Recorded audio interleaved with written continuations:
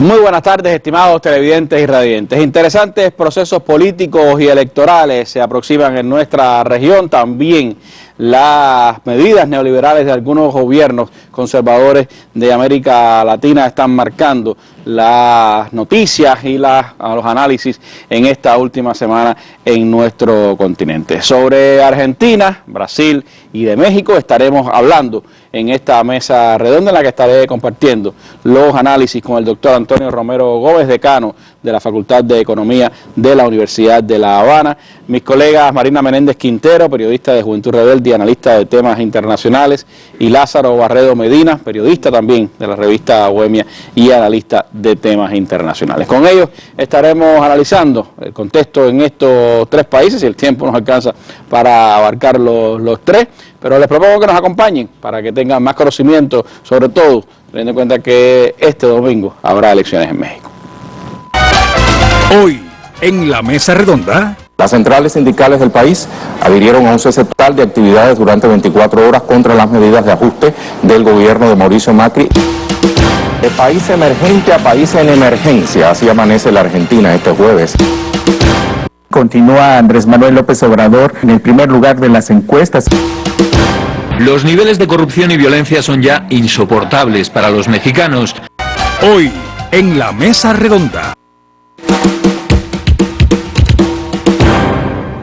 Bueno, son algunos de los materiales que pretendemos vean durante nuestra emisión. Pero antes de entrar en los temas de nuestra región, vamos como es habitual a nuestra sección La Noticia del Día, que hoy tiene lugar en la Unión Europea, donde hay una cumbre de presidentes de ese ente regional.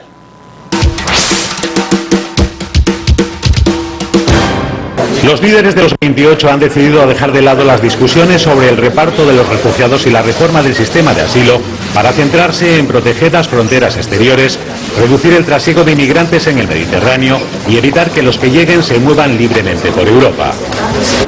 La canciller alemana Angela Merkel, que necesita el apoyo de los europeos para frenar la rebelión de sus socios bávaros, ha abogado hoy por una solución común sin descartar acuerdos entre varios países.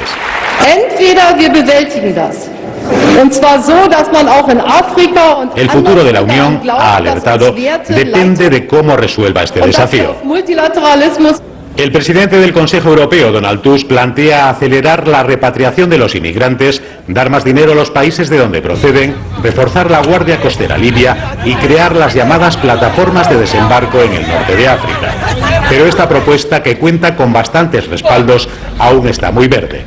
Ni siquiera está claro dónde se instalarían.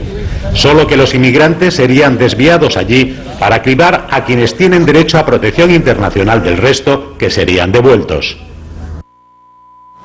Bueno, debate tenso en la Unión Europea, el tema de los inmigrantes, que es un asunto global, se ha convertido en un quebradero de cabezas para los gobernantes de los 28 países de la Unión Europea, especialmente para Angela Merkel, que tiene sobre su cabeza la posibilidad de que se rompa nuevamente la coalición de gobierno y haya quizás que convocar a elecciones nuevamente en Alemania, un asunto que por supuesto tiene trascendencia política en el país, que es la locomotora de la Unión Europea. Nuestra noticia del día, con ella comenzamos y vamos ahora a entrar en el análisis de temas latinoamericanos, especialmente de Argentina, de Brasil y de México, país que este domingo estará en elecciones.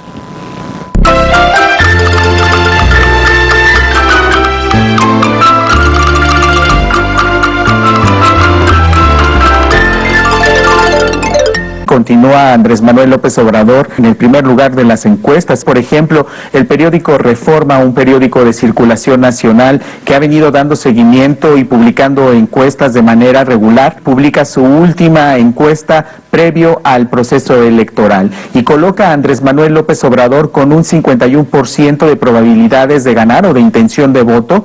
Coloca a Ricardo Anaya Cortés en un segundo lugar con 22% y en el último lugar al actual candidato oficialista José Antonio Meade con un 19%. Rey, este panorama se ha repetido constantemente desde el inicio del proceso electoral en septiembre de 2017 y hasta este momento que ya las encuestadoras, los diarios y todos los que han estado dando seguimiento a través de encuestas están publicando sus últimos datos, están publicando un margen de este tipo. Estamos viendo que Reforma le da 51%, algunas encuestadoras le dan 47%, otros le dan 48%, pero en este margen es que se está moviendo Andrés Manuel López Obrador, quien encabeza, como ya lo mencionabas, pues estas preferencias de voto. Estamos hablando de que hay una diferencia de entre 20 y 30 puntos de su contrincante más cercano, que es Ricardo Anaya, de la Alianza por México al Frente, y ya no digamos del oficialista José Antonio Meade, quien se ha quedado muy abajo,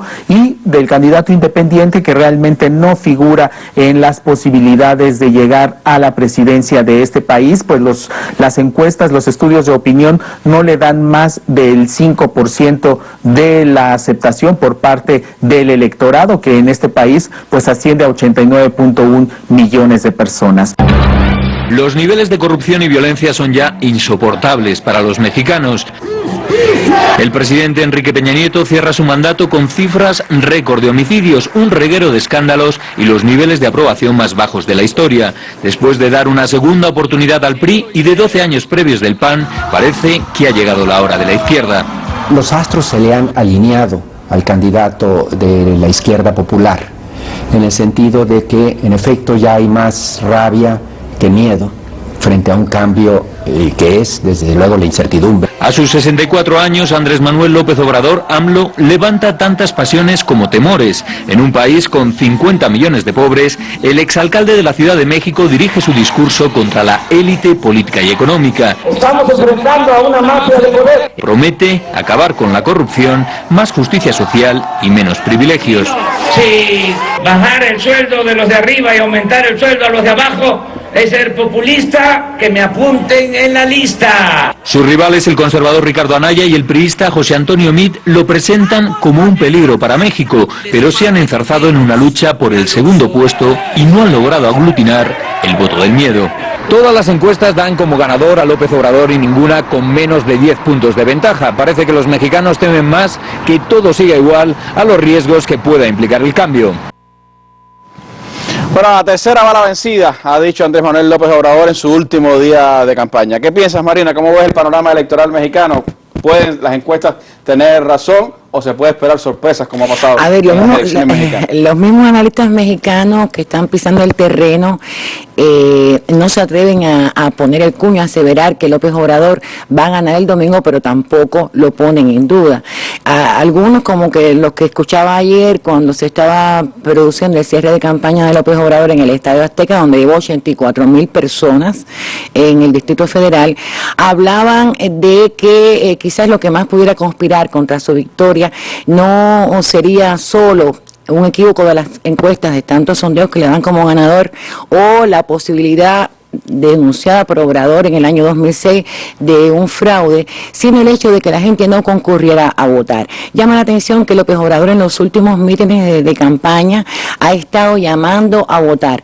Y hay analistas que piensan que incluso esta ola de violencia política incrementada durante la campaña electoral y que se ha cobrado tantos políticos muertos, pudiera estar buscando sembrar el terror, el miedo y que la gente no vote. Yo creo, Randy, que independientemente de la maduración que obviamente ha tenido el movimiento de regeneración nacionalista Morena, que es un movimiento, y eso creo que ya habla bastante de sus características, pero que es bastante nuevo. Creo que además de eso coincido con quienes piensan que también va a haber un voto de castigo al PRI y también al PAN. A ver, el Partido Revolucionario Institucional gobernó durante 60 años, entraron dos gobiernos de la derecha del Partido de Acción Nacional que fueron funestos, los de Vicente Fox y sobre todo el de Vicente Fox y el de Felipe Calderón, y ahora la vuelta del PRI con Enrique Peña Nieto realmente no ha logrado solventar, según los propios analistas mexicanos, los problemas de México. Problemas económicos, problemas sociales con la violencia, una violencia que dicho sea de paso López Obrador adjudica a los problemas de la economía, y creo que va a haber también, un poco como decía este reportaje, ¿no? Más rabia que miedo. Interpreto esa frase en el sentido, como te decía, de disgusto con el acontecer hasta el momento, y la alternativa viable que López Obrador presenta, que ha tenido un discurso efectivamente contra las élites, donde ha hablado mucho de luchar contra la corrupción, pero tampoco extremadamente radical, no lo es. Por ejemplo, para mí, uno de los puntos focales no va a ser solamente a lo interno, el asunto de la desigualdad, de la pobreza, de la violencia. Él ha hablado de un diálogo nacional por la paz, que no ha explicado muy bien qué es, pero ha hablado de tener esas intenciones. Creo que además va a ser, por supuesto, muy importante la relación con Estados Unidos, y en este ámbito él ha hablado de una relación de respeto, incluso está diciendo, no ha dicho que va a anular el Tratado de Libre Comercio, pero tampoco que lo va a apoyar. Ha hablado en algún momento de hacerle reformas, pero sí, últimamente ha estado proponiendo un tratado de cooperación, él le llama así, entre Estados Unidos, Canadá y México. Yo creo que son elementos a tomar en cuenta, y también que han posibilitado que se vea como viable su mandato, aun cuando se le presenta como un candidato de izquierda, y aun cuando yo pienso que es francamente un político antineoliberal y que busca la justicia social. No me atrevería yo a denominarlo como un político teóricamente, técnicamente de izquierda, como una izquierda política como tal, pero sí sus posturas antineoliberales lo ponen desde luego de ese bando. Y como te decía, los mayores temores o las mayores preocupaciones están en el hecho, al parecer, de que la gente no vote por sus llamados constantes a hacerlo. También se ha señalado que en el 2006 tenía una estructura política no lo suficientemente fuerte como para cuidar el voto en las urnas, en los colegios electorales. En el 2012 mejoró, y se dice que ahora... Exacto, que ahora ha priorizado este aspecto. Hay muchas expectativas, mucho deseo de cambio entre algunas personas de México con las que he podido conversar, y la confianza de que Morena, que empecé hablando de eso, que es lo nuevo en el gobierno, es decir, estuvo el PRI 60 años, estuvo el PAN, que Morena puede representar no un cambio radical, pero un cambio que mejore realmente el estado de cosas en que está el país. Sobre todo se hablaba mucho de la regeneración de la política en México, que es un asunto del que muchos mexicanos se preocupan, los temas de la corrupción, y por supuesto hay un elemento, yo creo, Lázaro, que favorece a López Obrador, y es que después de la derrota electoral, la segunda derrota electoral, en la que hasta el último minuto, y como pasó en la otra vez también, se estuvo hablando de fraude, López Obrador se dedicó a generar política desde las bases, estuvo en todos los estados, en todos los municipios prácticamente de México, y eso lo ha llevado a este movimiento en el que, como decía Marina, si bien no pudiéramos encasillar a López Obrador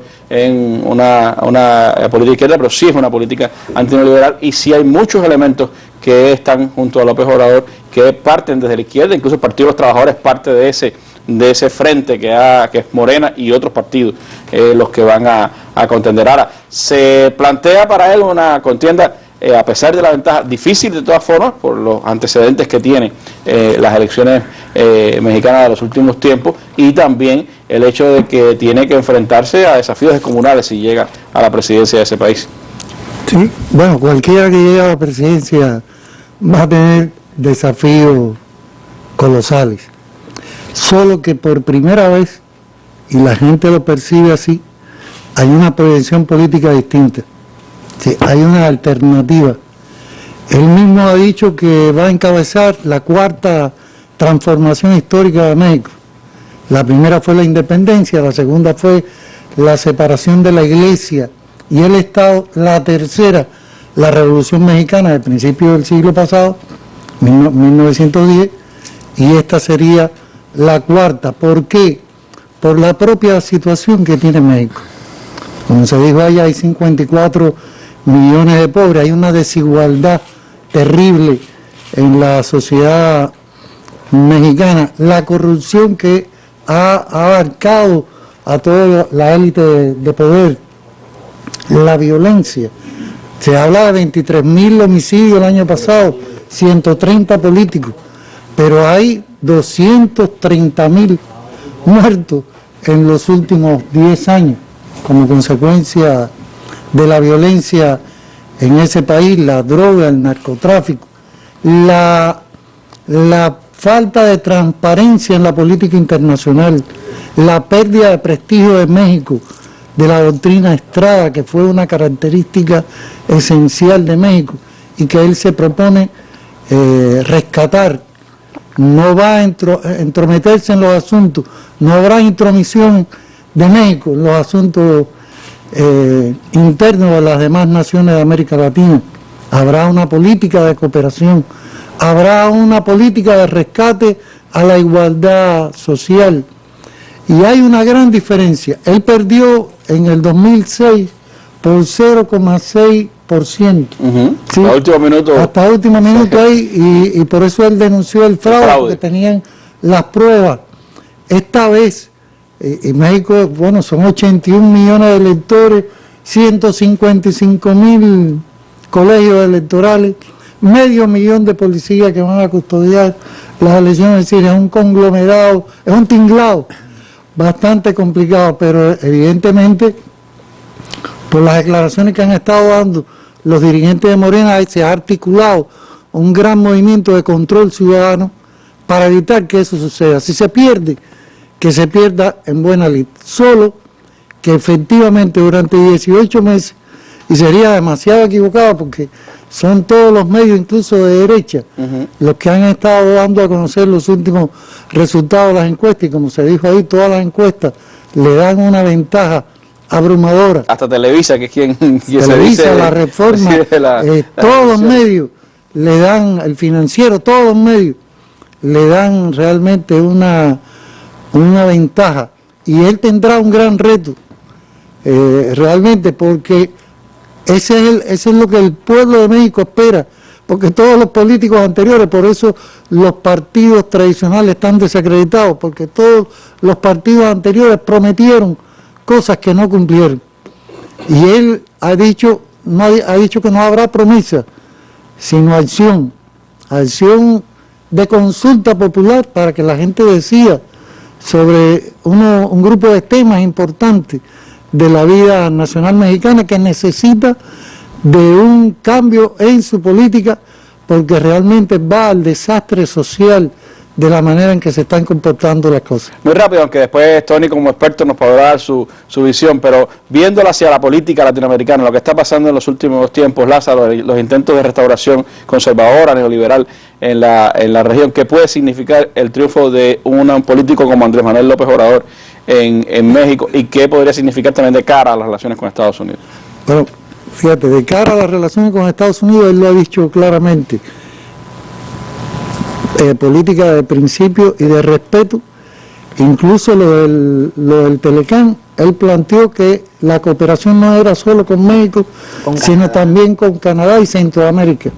No dejar atrás Centroamérica, porque muchos de los problemas que gravitan hoy sobre México tienen que ver precisamente con los centroamericanos. Con respecto ya a acuérdate que estamos terminando la ola contrarrevolucionaria. Esa ola comenzó a principios de este siglo, después de más o menos de la llegada de Obama al poder con su filosofía, y debe cambiar porque el neoliberalismo, como vamos a ver después con Argentina, no tiene futuro, porque lo que trae como consigo es una consecuencia social muy fuerte. México puede aportar con su doctrina Estrada, con la política de cooperación y la política de ponerle a Trump, sobre todo en la frontera, espérate, no puede seguir mancillando el honor de México, que es uno de los problemas esenciales, que la gente hoy está bastante disgustada con eso. Y yo creo que si todo eso viene, y viene realmente, aunque sea mínimamente, una política de rescate, de justicia social, nosotros estamos ante un movimiento que puede trascender, porque México es uno de los países que alan a muchas naciones de nuestro continente, uno de los países que siempre tuvo en la política latinoamericana un punto de avanzada y que se perdió en estos últimos 15 años más o menos. Sería una excelente noticia si eso pasara el 1 de julio, a unos días de que en La Habana tenga lugar, a partir del día 15, el foro de Sao Paulo, la conjunción de los partidos de izquierda en esta región, y por supuesto que habrá mucha atención a lo que suceda este domingo en México, un país entrañable, cercano a Cuba, y el que les propongo conocer un poco más en estas geográficas de nuestra mesa redonda.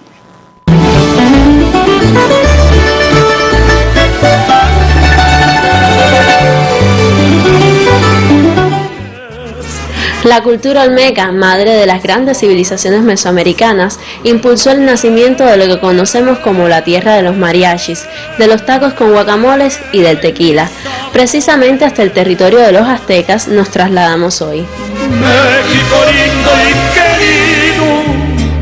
En 1519, cuando el conquistador español Hernán Cortés llegó a Tenochtitlán, hoy Distrito Federal y capital del país, las tierras mexicanas ocupaban el doble de su extensión actual. Varios siglos después, el país fue obligado a ceder parte de su territorio a los Estados Unidos. Bañada por los golfos de California y México a ambos lados de su geografía y abierta al este por el Mar Caribe y al oeste por el Océano Pacífico, la nación mesoamericana se encuentra dividida en 32 estados federativos. Estas ciudades son un verdadero museo. Su riqueza histórica las ha convertido en el laboratorio de antropología más fascinante de toda la América, debido a la presencia de monumentos, palacios, templos y pirámides indígenas e hispánicas. En este país existe el mayor número de habitantes de lenguas amerindias del continente. Además, tiene cerca del 10% de todas las especies de plantas y vertebrados terrestres del planeta. Las bases del sector económico mexicano, la minería y la agricultura, también son herencia de sus antepasados, quienes introdujeron el chile, el chocolate y el maíz en el resto del mundo. Cada año, a lo largo y ancho del país, más de 127 millones de personas celebran el Día de los Muertos o los carnavales de máscaras. Estas fiestas nos muestran bailes, sabores y cantos típicos, reafirmación de un México multicultural. Bueno, ese México es el que estará en elecciones este 1 de julio y, como se decía, será una contienda en que quien salga victorioso tendrá que enfrentarse a los desafíos que tiene esa nación. Tony Romero, el doctor Tony Romero, además de decano de la Facultad de Economía de la Universidad de La Habana, ha sido representante de Cuba en el CELA, tiene experiencia, por supuesto, en el ámbito internacional, y México, muy cercano también al Caribe, que durante tanto tiempo ha estado estudiando. ¿Qué papel, qué rol tiene México dentro de la economía de la región, Tony? ¿Qué significa las políticas que en materia económica se han venido implementando en México y cómo irradia hacia el resto de los países de la región un resultado electoral como el que pudiera ocurrir en México con una victoria de Andrés Manuel López Obrador?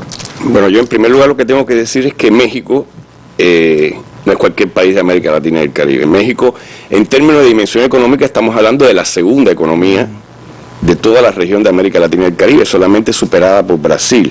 Por lo tanto, estamos hablando de una economía con una potencial y un nivel de complejidad altísimo, con más de 100 millones de habitantes, con un mercado interno sofisticado, con una estructura productiva muy diversificada, incluso con un sector industrial no desdeñable. Téngase en cuenta que en el caso de México aproximadamente el 33% del Producto Interno Bruto es generado por el sector industrial, por la industria. En segundo lugar, es un país que, como se ha dicho aquí, enfrenta desafíos muy grandes desde el punto de vista político y desde el punto de vista económico. Yo creo que más allá de lo que se está diciendo ahora en estos días al calor del debate electoral, en el sentido de que dicen los interesados, le dejamos al próximo que llegue un México mucho mejor en términos económicos que el México de hace 6 años, en términos de que se está apuntando de que en el último sexenio la economía mexicana creció alrededor del 2,4, 2,5%, en el sexenio anterior había sido 1,7%. Se está hablando con fuerza de que se deja al México con el menor nivel de tasa de desempleo, lo cual es un eufemismo. Realmente la tasa de desempleo oficial es del 3%, 3,5%. Sin embargo, se reconoce también que más del 60% del empleo en México es informal. El empleo negro, como le dice. En tercer lugar, se habla de manera también, yo diría, interesada, en el sentido de que se deja un México con cierta estabilidad macroeconómica y con un nivel de reservas internacionales elevadas a partir del boom exportador. Eso es cierto, pero tampoco eso pueden cubrir las cuestiones estructurales que están en la base del descontento y que en última instancia son el reflejo de esta, digamos, de este escenario electoral que se avisora. En primer lugar, efectivamente, la economía mexicana es muy diversificada si se compara con cualquier otra economía de nuestra región, pero la economía mexicana es altamente vulnerable. Es altamente vulnerable sobre todo porque más del 90% de sus relaciones económicas externas están concentradas con Estados Unidos. Y ya sabemos la situación en que está actualmente el nivel de relación bilateral México con Estados Unidos y toda la incertidumbre que hay respecto a lo que va a ser el NAFTA en el futuro, el Telecán.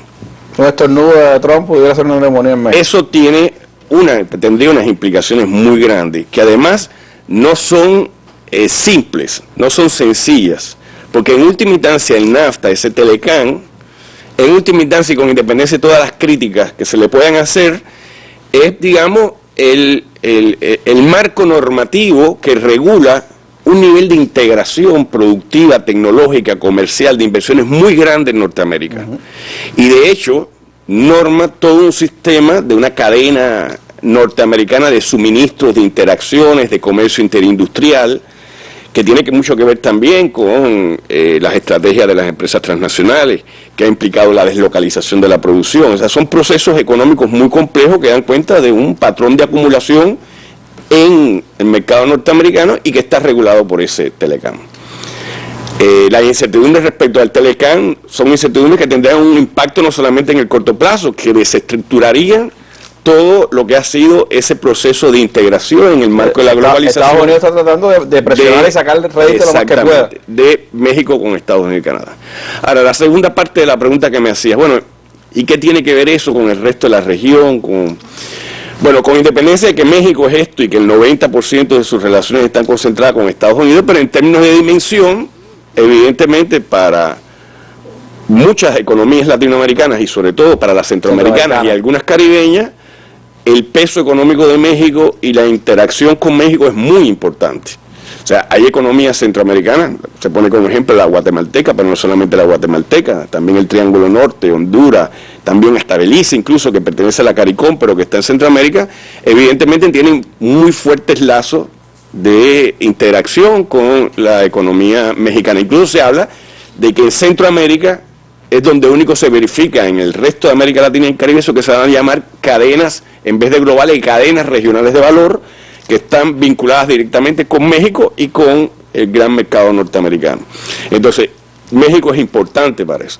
Y yo destacaría aquí, ya para terminar en términos así muy generales, también la importancia que tiene el hecho de que México, un país abanderado en términos de la apertura indiscriminada desde hace ya mucho tiempo, más de 25 años, el primero del NAFTA, el TLC, ¿verdad?, mirando hacia el norte y por lo tanto toda esa crítica que se le hace desde América Latina, que México que había sido un paradigma de la integración o por lo menos de la cooperación y que hablaba de América Latina como su espacio, digamos, de pertenencia, miraba más para el norte y abandonó el sur. Yo creo que es muy importante si se confirma la elección de López Obrador próximamente, que, repito, y estoy de acuerdo con ustedes, no significa bajo ningún concepto que implicaría que su política necesariamente implicaría un rompimiento radical con el status quo, pero yo creo que aquí hay que recordar a Fidel cuando dijo todo aquello que es antineoliberal en las condiciones actuales en el contexto histórico actual es revolucionario.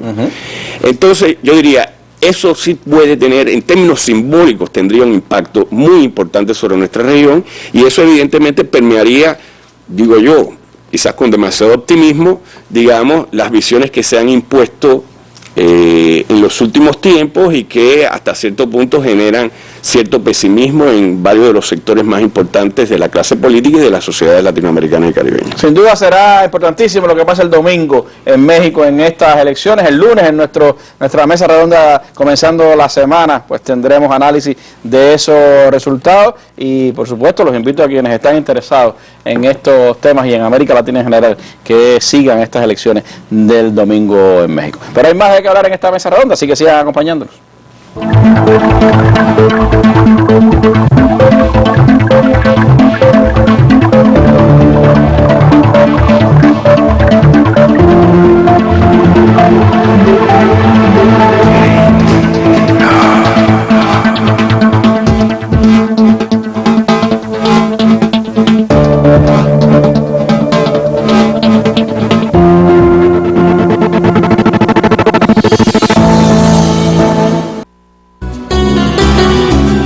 Este viernes, en la Mesa Redonda, 60 años de la victoria estratégica en la Sierra Maestra.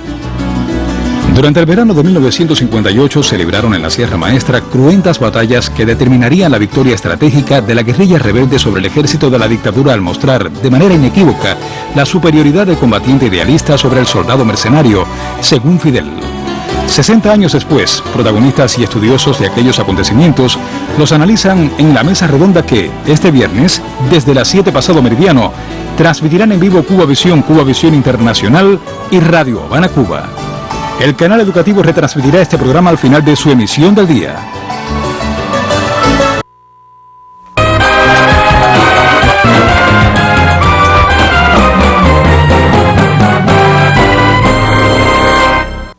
Bueno, y mientras en México se da esta disyuntiva electoral que puede llevar a fuerzas antineoliberales a asumir la conducción del país, en Argentina el neoliberalismo a pulso está causando pues la protesta popular. La última semana especialmente ha estado signada por noticias como las marchas sindicales contra los tarifazos implantados por el gobierno de Macri, también la expulsión de cientos de periodistas de la agencia oficial Telam y el impacto que ha tenido la moneda nacional argentina frente al dólar en las últimas horas. Entonces les propongo pues tener algunos reportes ahora para después analizarlo con nuestros invitados. Las centrales sindicales del país adhirieron a un cese total de actividades durante 24 horas contra las medidas de ajuste del gobierno de Mauricio Macri y el rechazo al préstamo de 50.000 millones de dólares pedido al Fondo Monetario Internacional. Además de esta, pues las consignas utilizadas por los trabajadores fueron no a los despidos, no a la flexibilización laboral, reapertura de paritarias, basta de ajuste y basta de tarifazos. La medida afecta a todas las ramas del transporte, servicios, comercios y dependencias estatales. Trabajadores y trabajadoras de la Agencia Estatal de Noticias Telam convocaron para hoy a una asamblea general tras recibir la víspera telegramas de despidos sobre pretexto de una supuesta reestructuración. El titular del Sistema Federal de Medios y Contenidos Públicos, Hernán Lombardi, anunció que en total son unos 354 despidos. La dirección del medio justificó la movida alegando que su llegada en enero de 2016 se encontraron con una agencia en una situación económica y financiera compleja y delicada. Estoy citando palabras textuales, y se propusieron entonces hacerla más austera y eficiente.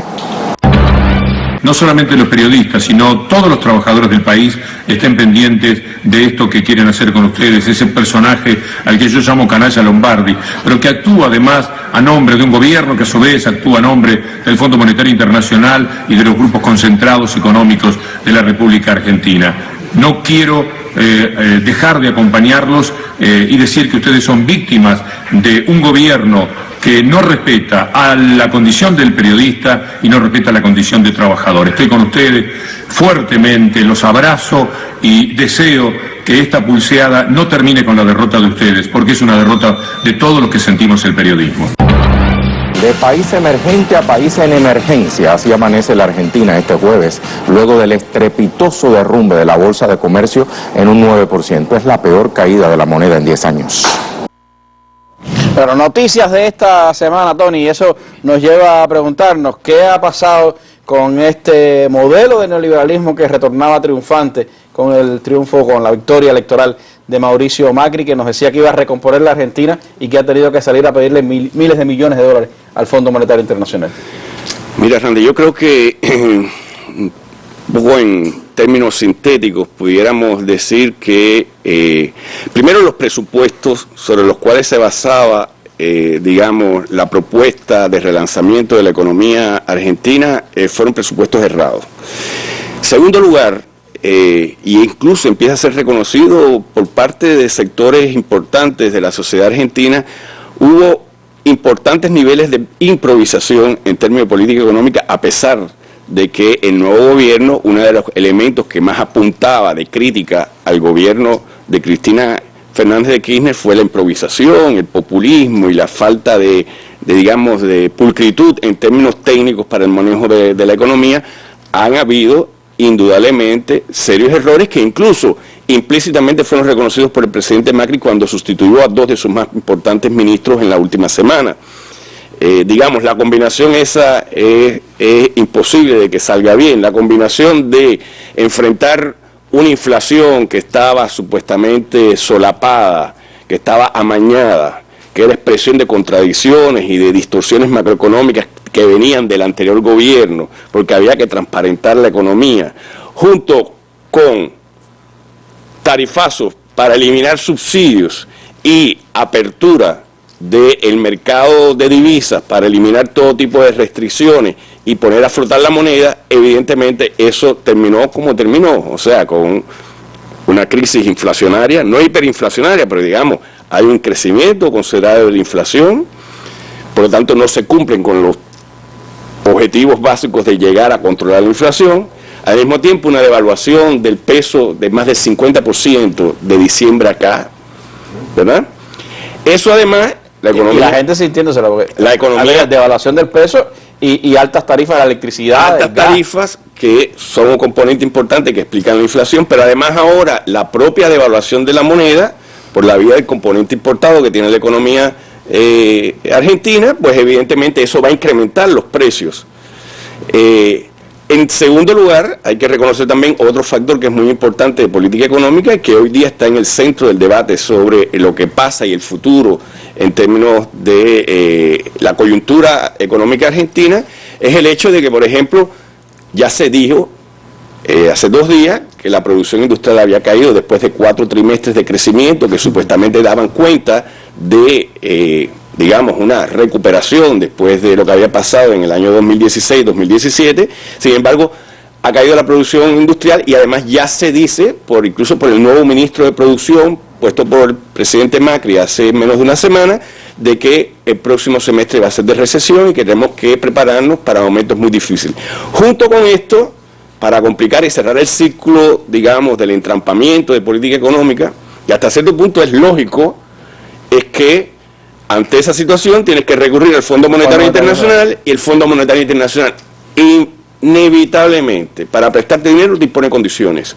Y las condiciones que impone es sanear la economía. Y el saneamiento de la economía va a llevar aparejado una mayor retracción en los niveles de actividad económica porque implica reducción de gastos, eliminación de subsidios y hasta incluso hay algunos análisis de prensa que dicen que lo que ha pasado con la agencia de noticias Telam forma parte de uno de los compromisos asumidos en la letra chica del acuerdo con el Fondo Monetario Internacional de que la reducción de, digamos, de parte estatal, importante, ¿no?, del aparato estatal también incluía a órganos y entidades como Telam. Entonces, y eso recuerda mucho a lo que pasó en la Argentina de fines de los 90 y principios de este siglo, después de aquellas décadas del neoliberalismo de Carlos Menem y Fernando de la Rúa, ¿no? Ayer se estaba diciendo que el riesgo país de Argentina en este momento era el más alto después del fin de la convertibilidad, precisamente ese periodo. Recuerden ustedes la caja de convertibilidad, el pacto de convertibilidad, digamos, aquello que supuestamente condujo al éxito argentino y que después pero la crisis más profunda. Se habla de que el riesgo país de Argentina ha subido y ha trepado a los niveles más altos desde el fin de la convertibilidad. Y yo destacaría para resumir un poco aquí la perspectiva, es que paradójicamente yo creo que eso forma parte importante de las lecciones que nunca aprendemos los latinoamericanos, o por lo menos la clase política latinoamericana. Y es que indudablemente en el mundo actual, en el mundo de la globalización es expresión del desarrollo de las fuerzas productivas y hay muy pocas probabilidades indudablemente de desarrollo y de progreso de espalda, encerrado en sí mismo.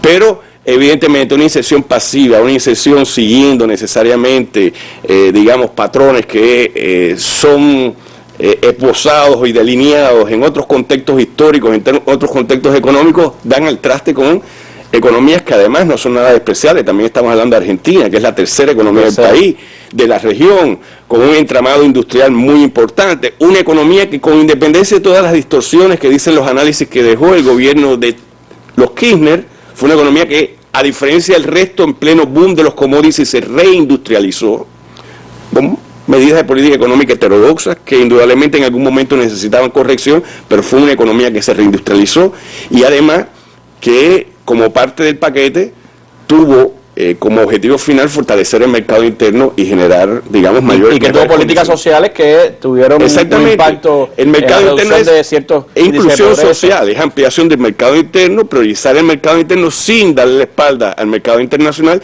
lo cual no es nada despreciable para una economía como una nación como Argentina, que tiene un mercado interno despreciable.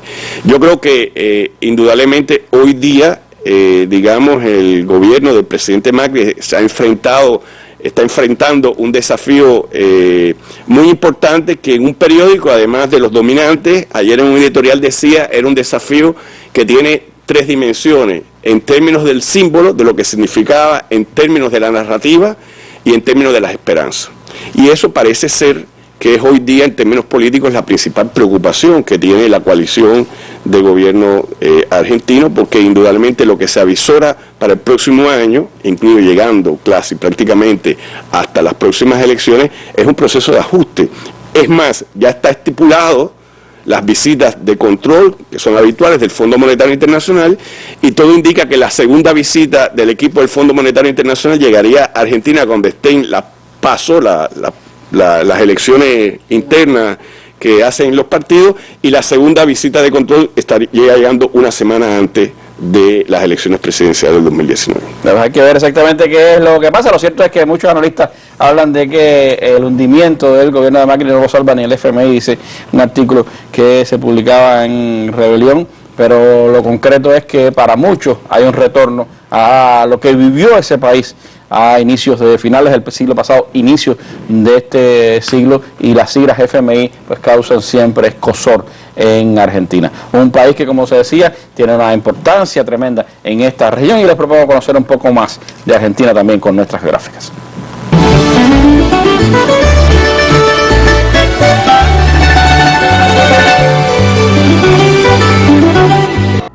La sensualidad se impone y la dulzura de las emociones confluyen en 2 cuerpos que de tanto apego parecen uno. Hablar de tango es remontarse al siglo XIX y revivir su origen con los gauchos argentinos, porque decir tango es también decir Argentina.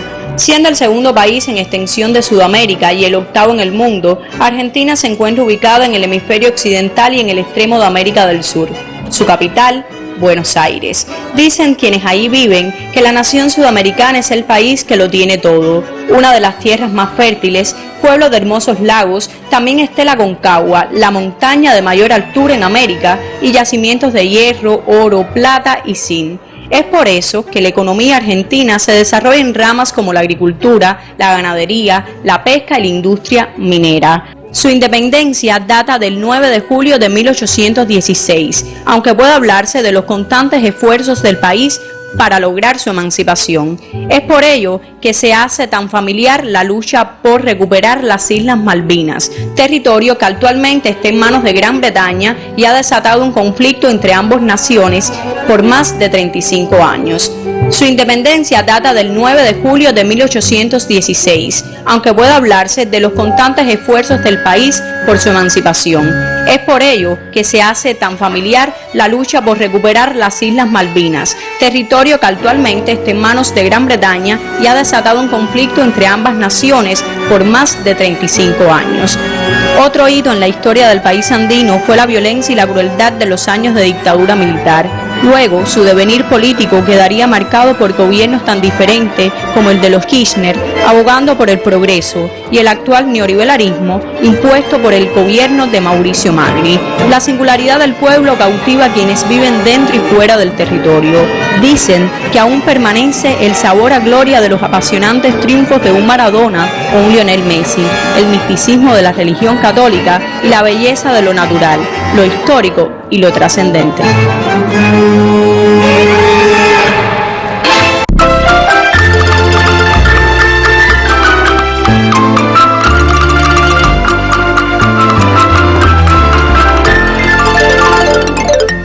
Una enorme histórica y cultural nación la Argentina, pero también con enormes desafíos. Hoy se habla, Lázaro, del impacto que está teniendo las medidas de Mauricio Macri y de su gobierno en los estamentos sociales más pobres de Argentina, y de hecho ya han salido a las calles después de esa inédita o inesperada de alguna manera victoria de Macri, cuando venía de un gobierno de los Kirchner que había movilizado a las fuerzas sociales, que había tenido avances en el ámbito social. Llega estas fuerzas neoliberales, ganan en las elecciones y sin embargo en poco tiempo se ha comenzado a revertir, podemos decir, los procesos sociales, a lo que fue en un momento determinado una calma frente al triunfo de Macri. Ahora ha empezado a sacar a las calles a la gente. El lunes fue la tercera huelga general que prácticamente paralizó el país y realmente ya la gente está persuadida del error que cometió en las pasadas elecciones. Un dirigente sindical le decía a los medios de prensa, dice, por lo menos con Cristina comíamos todo. Ahora ya todo lo que señaló Tony desde el punto de vista ya con la moneda, los tarifazos, todo eso tiene una repercusión muy negativa. Y hay gente que está pasando hambre ya en Argentina, un país rico, inmensamente rico en la producción agrícola, en la producción industrial, y tiene un crecimiento acelerado de los niveles de pobreza. Yo te diría que la crisis no es mayor porque los Kirchner se ensalzaron mucho en resolver el problema de la deuda con el Fondo Monetario Internacional. Es decir, Macri llega a todo este momento con cierta tranquilidad, digamos, pero si hubiera tenido la deuda de los 50.000 millones, yo no sé cómo hubiera resuelto bueno, sería el estallido social, porque junto a ello solo una élite de poder y la clase empresarial es la que realmente está dándole apoyo en estos momentos a esas políticas. El resto de la clase media y el resto de las clases sociales en Argentina están francamente en una crisis social muy grande. En un gobierno que es un gobierno de la élite, la mayoría son grandes empresarios y la mayoría con sus cuentas en el exterior. Eso te iba a decir, porque partiendo de la propia familia de Macri, porque acuérdate que Macri estuvo involucrado en los papeles Panamá, pero hoy, por ejemplo, la prensa está denunciando a un hermano de Macri que ya le encontraron otra cuenta millonaria, están denunciando al padre de Macri por lavado de dinero. En fin, es una situación que se va a ir complicando la situación, la imagen del gobierno va perdiendo aceleradamente en las encuestas respaldo, y es de esperar. Ya anunciaron los líderes sindicales que con todas las medidas de restricciones que este gobierno está adoptando van a volver ahora a organizar una cuarta huelga que paralice al país, que crea una situación de confrontación, porque esta vez, aunque se dijo que era pacífica, la gente se volcó a las avenidas principales, a cerrar las calles, varios miles fueron incluso donde está el obelisco, para protestar, y ya empiezan a los ánimos, porque realmente la situación económica la está pagando el pueblo. De todas formas, aunque hay esa reacción social, Marina, el gobierno de Macri no ha perdido tiempo en tratar de dividir a la oposición y en tratar de judicializar la política, poniéndole todos los cañones a Cristina Fernández de Kirchner para que no pueda ser candidata frente a Macri, ¿no? Así es. Mira, Macri salió electo en diciembre de 2016 y todavía un año después, realmente no recuerdo el mes exacto, cuando fueron las legislativas, otra vez cambiamos, no hace un año todavía, otra vez cambiemos a razón en las urnas, en las legislativas. Yo creo que sí, Lázaro, que las personas se van dando cuenta, pero no sé hasta qué punto estaría ya, digamos que más madura, una beligerancia social fuerte como para hacerse sentir frente al gobierno. De hecho, las ataduras que acaba de asumir con este crédito, con el fondo, que bueno, el doctor dirá si sí o si no, pero dicen los analistas que es el mayor que haya otorgado el FMI jamás, ya están atando a Macri y ya están imponiendo efectivamente un ajuste. Y ante ello, en efecto, Randy, el peronismo, el centro, la izquierda ha estado dividida. Yo creo que también por eso en las legislativas no pudieron tener un mejor papel. El movimiento creado por Cristina avanzó algo, pero también dividió al Frente para la Victoria, que le había llevado a los Kirchner al gobierno. Y obviamente yo creo que sí que la lucha social se va a seguir incrementando, pero todavía estamos lejos en Argentina de el estallido espontáneo que depuso a Fernando de la Rúa en el año 2001, cuando la gente sí ya no podía más. Es que la líder evidente de ese movimiento pudiera ser Cristina, que es sin duda la figura más importante de esa posición, pero la están tratando de acercar por todos lados. Yo creo que está bastante cercada. Sabemos que está casi que estaba lista para que la encarcelaran, la ha protegido su fuero parlamentario como senadora, pero siento que se le ha puesto cortapisas porque estamos menos al tanto de su parecer, y es entendible en una situación tan difícil y con un gobierno que demuestra tan poco escrúpulo en el sentido, quiero decir, de fabricar y crear todas estas causas judiciales contra Cristina, que es lo mismo que se ha hecho con Lula, y en la cárcel está Lula, y en otros países lamentablemente de América Latina también estamos viendo asuntos parecidos con esto de judicializar la política. Entonces pienso que sí, que el momento es difícil, pero que también pienso que efectivamente todas estas nuevas trabas, esta falta de independencia en que se vuelve a meter el gobierno de Argentina, que lo que Néstor Kirchner renegoció la deuda para liberarlo de las imposiciones del FMI, vuelve a lo mismo. Efectivamente van a seguir movilizando a la gente, pero todavía falta.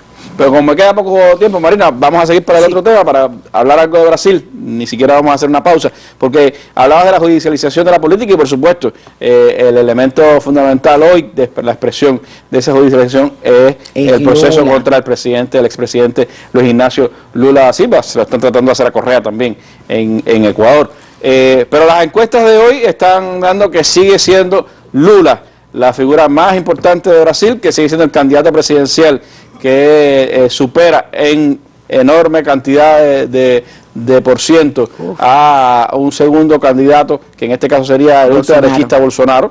Y sin embargo, esas propias encuestas están señalando que si Lula no fuera a las elecciones, Bolsonaro, la ultraderecha, sería quien podría asumir el poder en Brasil. ¿Qué piensas sobre eso? Mira, yo pienso, Randy, que se está haciendo todo lo posible y se seguirá haciendo, desgraciadamente, para que Lula no pueda candidatearse. Sabemos que el Partido de los Trabajadores, el PT, ha mantenido su aspirantura, que todavía no es oficial y no es formal. Creo que no solamente porque efectivamente Lula es un hombre querido, porque además salió del gobierno con un 80% de popularidad, sino además como una manera de reivindicar su inocencia.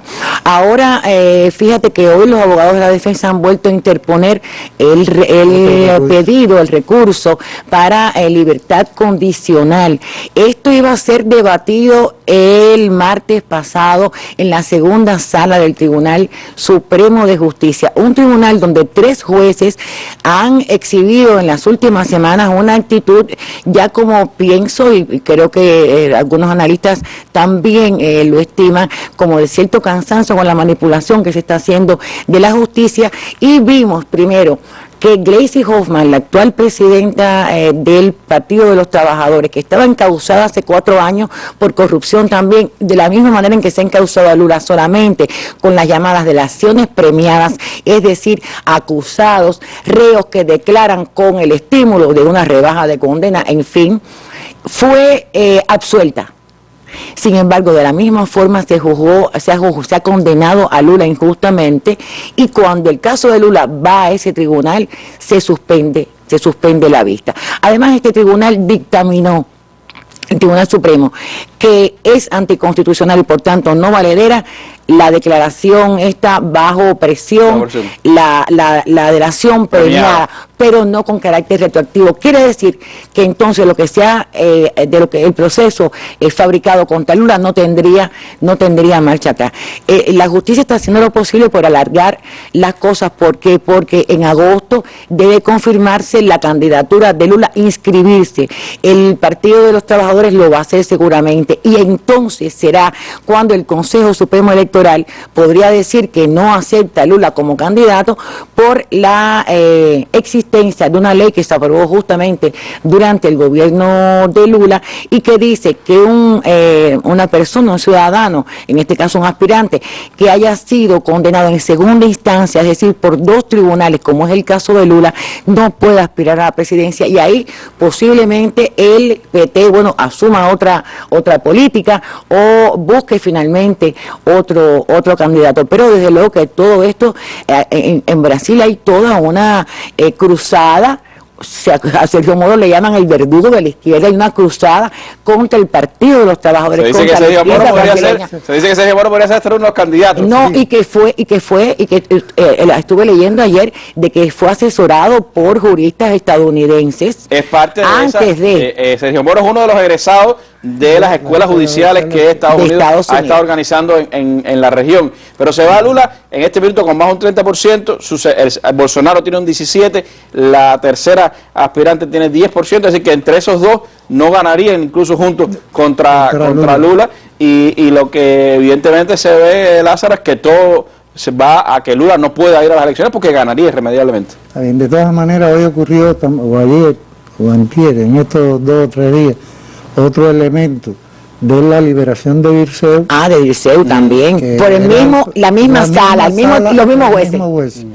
Y entonces los abogados están planteando, la justicia brasileña es un entramado muy complicado, están planteando ir entonces, hasta ahora han estado apelando a la Corte Suprema, están planteando ir entonces al Tribunal Supremo Superior, que es la máxima instancia, para precisamente aplicar que no se puede condenar, no se puede tener detenido a una persona donde hayan estado las acusaciones premiadas. De todas maneras, lo jugaron en Curitiba cuando supuestamente es de Sao Paulo. Lo que está pasando y la presunción de inocencia, que es lo principal que se está violentando. De todas maneras, lo que está aconteciendo en Brasil es sumamente interesante, y una pincelada rápida. Yo no sabía, me enteré de eso, que los hijos del emperador o del rey del siglo XIX que están vivos están aspirando ahora también a ser los gobernantes, a que regrese la monarquía, y hay todo un movimiento en Brasil de apoyo de la ultraderecha para hacer que retorne. Hay 2 príncipes.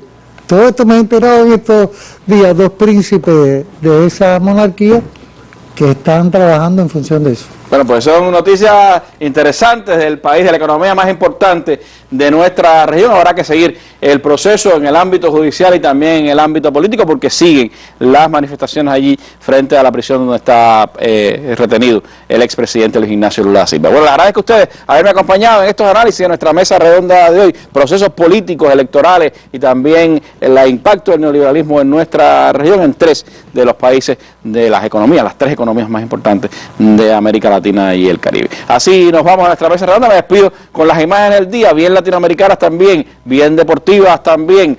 Gol de Minas hoy en el Juego de Colombia, le dio la clasificación a ese país como primero del grupo. Otra alegría latinoamericana, imágenes con las que nos despedimos en esta mesa redonda.